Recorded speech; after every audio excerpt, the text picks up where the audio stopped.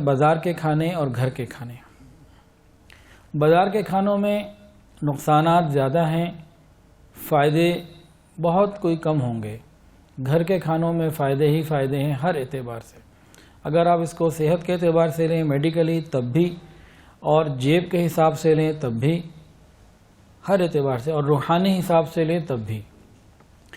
جیب کے حساب سے تو یہ ہے کہ گھر میں جو چیز آئے گی وہ یقیناً کم پیسوں میں زیادہ لوگ استعمال کر سکیں گے۔ باہر وہی چیز مہنگی ہوگی جس کو کم لوگ کھا سکیں گے اتنے پیسوں میں۔ دوسری، جسمانی طور پر گھر میں جتنی چیزیں بنتی ہیں اس کے اندر صفائی کا انتظام ہوتا ہے، خراب چیزوں کو پھینک دیا جاتا ہے، صحیح چیزوں کو ڈالا جاتا ہے، پورا اہتمام کیا جاتا ہے۔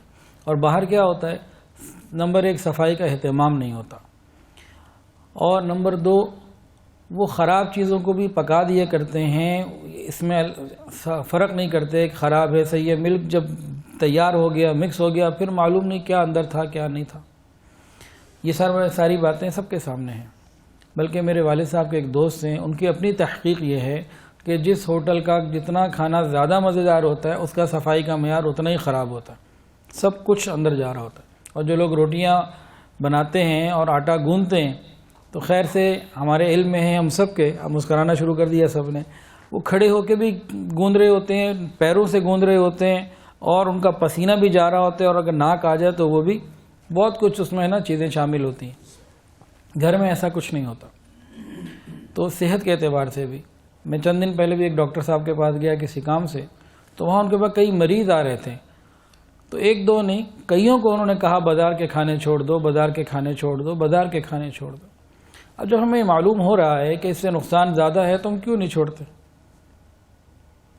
تیسرا، اس کا روحانیت کے اعتبار سے بھی بڑا تعلق ہے۔ گھر میں پھر بھی جو دیندار عورتیں ہیں وہ تو لازمی طور پر حلال اور حرام کا، پاکی اور ناپاکی کا خیال کر لیتی ہیں، لیکن جو دین سے اتنا تعلق نہیں رکھتی وہ بھی پاکی کا خاصا خیال کر لیتی ہیں۔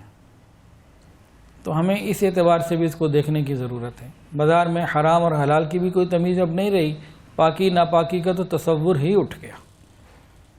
اور ایک اور پوائنٹ بھی ہے، دیکھیں آپ سے ایک سوال پوچھتا ہوں، آپ لوگوں سے ایک سوال پوچھ رہا ہوں۔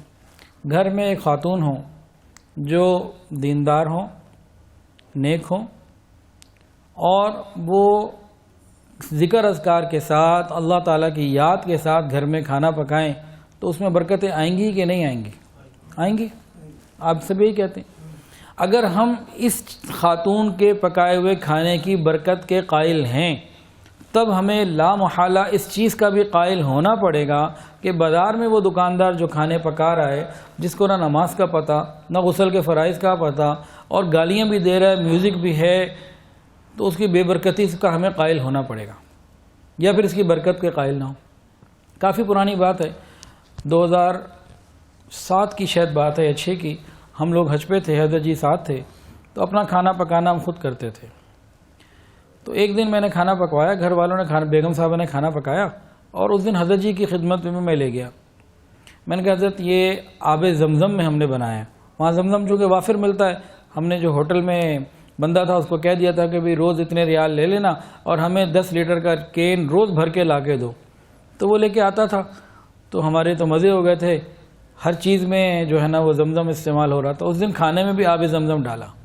میں نے حضرت جی کو جا کے کھانا پیش کیا، میں نے کہا حضرت یہ آب زمزم میں بنا ہے۔ حضرت نے فرمایا کہ یہ تو ایک الگ بات ہے، لیکن یہ ایک نیک دیندار پردہ دار عورت نے بنایا ہے، اس کی برکت زیادہ ہے۔ تو ہمیں ان چیزوں کو سمجھنا چاہیے۔ تو جتنا ہم گھر کے کھانے کی فکر کریں گے اتنی صحت بھی اچھی ہوگی، روحانیت بھی اچھی ہوگی۔ ایک اینگل اور بھی ہے بازار اور گھر کے کھانوں کا۔ آپ کو جو نوجوان ہیں ان کو تو نہیں پتہ ہوگا، یہ بزرگ موجود ہیں، آپ کی عمر میرے خیال ہے 60 سال سے زیادہ ہوگی، ان سے پوچھ لیجئے پہلے کیا ہوتا تھا۔ گھروں میں جو چیزیں آتی تھیں وہ کپڑوں کے تھیلوں میں آتی تھیں، پچھیاں ہوتی تھیں اور کپڑوں کے تھیلوں میں آتی تھیں، ارد گرد کسی کو پتہ نہیں چلتا تھا کہ آ کیا رہا ہے۔ آپ نے اس میں 100 روپے کی سبزی لی ہے یا 200 کا گوشت ڈالا ہے، کیا ڈالا ہے، کسی کو نہیں پتہ چلتا تھا کہ نظر نہ لگ جائے۔ پڑوسی کے پاس پیسے ہیں کہ نہیں، اس کے بچے دیکھیں گے نظر نہ لگ جائے، حسرت نہ لگ جائے، کوئی اور نقصان نہ ہو جائے، تو اس کا خیال ہوتا تھا. ہمارے بڑے کرتے تھے.